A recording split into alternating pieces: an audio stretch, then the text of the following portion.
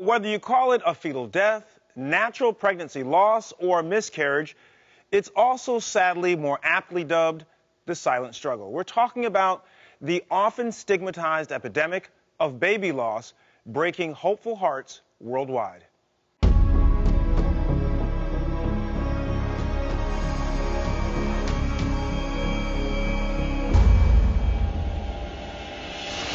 After months of documenting their third pregnancy so openly, from accidentally revealing baby's gender.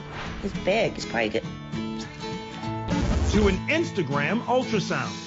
To eventual complications. Model Chrissy Teigen, a champion of sharing the real, chose to reveal her ultimate heartache a few weeks ago. The blood transfusions and the eventual miscarriage of a little boy she called Jack. Posting these gut-wrenching images on social media, Chrissy's tears fresh, her husband John Legend's own pain palpable, her own mother's cries. Trying to form feelings into words, Chrissy captioned, "We are shocked and in the kind of deep pain you only hear about, the kind of pain we've never felt before." And they're not alone. 1 in 4 women with a viable pregnancy will end up having a miscarriage. 900,000 to 1 million confirmed pregnancies in the U.S. end in miscarriage every year. But far too many are suffering in silence. While many are praising the family for making such a taboo topic trend, others are vilifying their rawness, further perpetrating the stigma and the shame around miscarriage that aspiring mothers have struggled with forever. And it needs to stop today. Joining me now is OB-GYN and doctor's alum, Dr. Nita Landry, and board-certified reproductive and perinatal psychiatrist, Dr. Carly Snyder. So, Dr. Snyder, let me start with you. Why is miscarriage such a silent struggle, and why is it so stigmatized?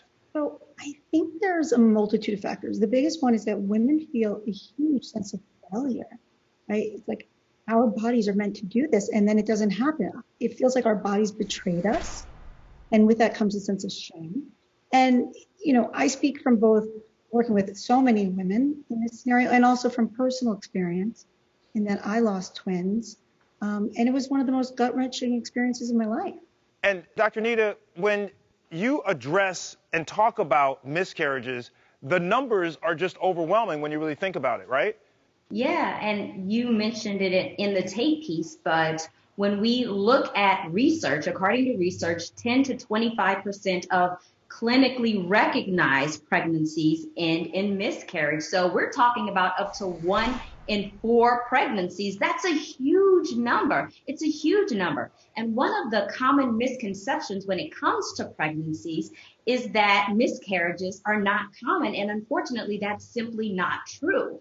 However, there's still this stigma around the conversation. And I think a woman's decision to share the news with others is a very personal decision. But I don't think that women should feel at fault or ashamed or reluctant to share the news because of just the stigma that exists. I want them to make the decision because that's the decision that they want to make, not because it's the decision that they feel that they need to make because they feel ashamed or they feel that they'll be judged if by chance they do happen to miscarry. And just to clarify for people at home, in the United States, when an expert uses the term miscarriage, we're usually talking about a pregnancy loss that occurred before 20 weeks gestation, whereas if we want to talk about a pregnancy loss that occurs after 20 weeks gestation, we will use the term stillbirth. But overall, the stigma, it has to go. It has to go.